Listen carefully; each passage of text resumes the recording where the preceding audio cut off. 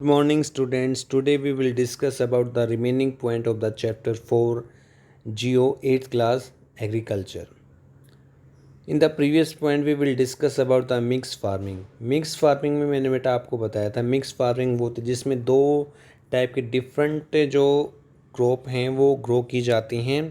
तो वो मोस्टली बेटा यूरोप में, ईस्टर्न यूएसए में, अर्जेंटीना में, साउथ ईस्टर्न ऑस्ट्रेलिया में, न्यूजीलैंड में और साउथ अफ्रीका में ग्रो की जाती हैं। उसके बाद नेक्स्ट पॉइंट आता है बेटा प्लांटेशन।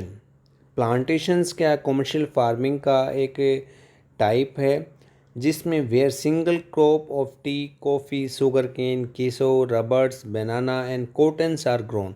जिसमें एक टाइप की सिंगल क्रॉप ग्रो की जाती है। इसमें से कोई भी एक टाइप हो सकती है, वो टी हो सकती है, कॉफ़ी हो सकती है, बनाना या रबड़ या कॉटन भी हो सकती है। तो एक सिंगल क्रॉप इसमें उगाई जाती है।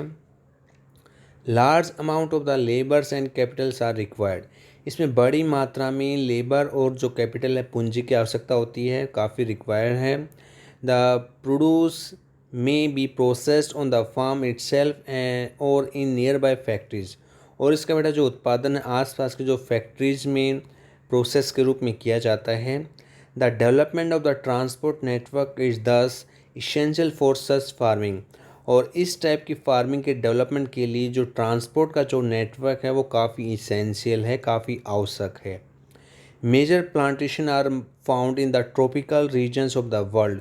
और बड़ी मात्रा में जो प्लांटेशंस किया जाता है वो मोस्टली वर्ल्ड वाइड जो किया जाता है। इसमें जैसे रबड़ मलेशिया में, कॉफ़ी ब्राज़ील में, टी अपने इंडिया में और श्रीलंका में काफ़ी अच्छे एग्जाम्पल हैं प्लांटेशंस के। मेजर क्रॉप होते बेटा मुख्य फसलें। A large variety of the crop are grown to meet the requirement of the growing population. बढ़ती हुई जनसंख्या की आपूर्ति के लिए काफ़ी अलग अलग टाइप की डिफरेंट टाइप की फसलें जो क्रॉप हैं वो ग्रो की जाती हैं। Crops are supply raw material to for the agro based industry. और बेटा जो क्रॉप हैं वो रॉ मटेरियल भी सप्लाई करते हैं जो एग्रो बेस्ड इंडस्ट्री हैं। मेजर फूड क्रॉप है इसमें आती हैं वीट है, राइस है, मेज है, मिलेट है। जूट और कॉटन फाइबर क्रॉप्स हैं। और इम्पोर्टेंट जो बेवरेज क्रॉप है टी और कॉफ़ी हैं। Rice rice is the major food crop of the world. जो राइस है काफ़ी मुख्य फसल है वर्ल्ड की। It is staple diet of the tropical subtropical regions. इसको बेटा ट्रॉपिकल और सब ट्रॉपिकल्स रीजन्स में मुख्य फसल माना जाता है। Rice need high temperature. इसको राइस को काफ़ी आवश्यकता पड़ती है हाई टेम्परेचर की, हाई ह्यूमिडिटी की और रेनफॉल की। ज़्यादा बारिश की, ज़्यादा आर्द्रता की और ज़्यादा तापमान की इसको आवश्यकता पड़ती है ग्रो करने के लिए। It's grow best in the alluvial soil में इसको काफ़ी अच्छा ग्रो किया जाता है। विच कैन रिटेन वाटर, जो पानी को अच्छी तरीके से होल्ड कर लेती है। China lead in the production of the rice followed by the India. China पहले नंबर पे आती है, बाद में अपने इंडिया है, जापान है, श्रीलंका है, इजिप्ट है। ये आते हैं सीरीज में आते हैं जो ग्रो करते हैं।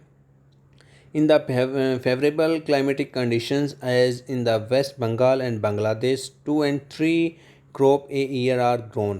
इसमें बेटा वेस्ट बंगाल में और जो बांग्लादेश में है एक साल में 3 फसलें ग्रो की जाती हैं। Wheat require moderate temperature and the rainfall during growing seasons and bright sunshine at the time of the harvest. जो वीट होता है उसमें बेटा मॉडरेट टेम्परेचर की आवश्यकता पड़ती है। मॉडरेट मतलब मध्य टेम्परेचर, रेनफॉल भी सेम। और इसमें जो डूरिंग ग्रोइंग सीजन्स, बढ़ते हुए समय जो काफ़ी सनशाइन अच्छा होना चाहिए, मतलब जो सूरज की रोशनी है वो अच्छी होनी चाहिए। कब? हार्वेस्टिंग के टाइम में, इसकी कटाई के टाइम में। It's thrive the best in the well drain loamy soil. Loamy soil में इसको अच्छा ग्रो किया जाता है, अच्छी सफलता मिलती है ग्रो करने में। Wheat is grown extensively in the USA. और वीट ज़्यादा मात्रा में यूएसए में, कनाडा में, अर्जेंटीना में, रशिया में, यूक्रेन में, ऑस्ट्रेलिया में और इंडिया में ग्रो किया जाता है। और इंडिया में इसको विंटर में ग्रो किया जाता है। मिलेट बेटा, मिलेट को हम मोटे जो ग्रेन्स होते हैं उनके नाम से इसको जानते हैं, नोन करते हैं। And can be grown to the less fertility and sandy soil में इसको ग्रो किया जा सकता है। जहाँ पर जो फर्टिलिटी कम होती है उसमें भी इसको अच्छी प्रकार से ग्रो किया जा सकता है। It is a hard crop, ये हार्ड क्रॉप है। एंड नीड, इसको पानी की जो आवश्यकता होती है वो कम होती है। हाई टू मॉडरेट टेम्परेचर, और इसमें मॉडरेट टेम्परेचर की आवश्यकता होती है, और इसमें सही रेनफॉल की आवश्यकता होती है। इसमें बेटा जवार, बाजरा और रागी की फसल जो अपने इंडिया में ग्रो की जाती हैं। अदर कंट्रीज़ में भी इसको ग्रो किया जाता है, नाइजीरिया है, चाइना है, नाइजीर है। उसके बाद नेक्स्ट पॉइंट आता है बेटा मेज़। मेज़ होता है मक्का। मक्का बेटा जिसमें रिक्वायरमेंट होते हैं टेम्परेचर की मॉडरेट रेनफॉल और टेम्परेचर सेम, और इसमें सनसाइन जो धूप काफ़ी अच्छी होनी चाहिए। It's need well drained fertile soil में इसको ग्रो किया जाता है। और जो मेज है अपने नॉर्थ अमेरिका में, ब्राज़ील में, चाइना में, रशिया में, कनाडा में, इंडिया में और मैक्सिको में ग्रो किया जाता है। डू यू नो में इसमें बताया गया बेटा जो मेज है इसको कौन के नाम से भी जाना जाता है। Various colourful variety of the maize are found across the world, और वर्ल्ड में बेटा डिफरेंट जो कलर के ये मेज पाए जाते हैं। Cotton, cotton requires high temperature, cotton में बेटा हाई टेम्परेचर की आवश्यकता पड़ती है। Light rainfall, 210 forest free days, मतलब 200 या 10 जो फॉरेस्ट पर मतलब पाले रहित डे की आवश्यकता पड़ती है। Bright sunshine for its grow, इसको ग्रो करने के लिए काफ़ी अच्छी धूप की आवश्यकता होती है। It's grow best and black and alluvial soil में इसको अच्छा उगाया जाता है। China, USA, India, Pakistan, Brazil, Egypt, ये काफ़ी लीडिंग प्रोड्यूसर हैं कॉटन्स के। और कॉटन को रॉ मटेरियल में यूज़ किया जाता है, जो कॉटन टेक्सटाइल इंडस्ट्री जहाँ पर अलग अलग कपड़े बनाए जाते हैं, तो इसमें इसका यूज़ किया जाता है।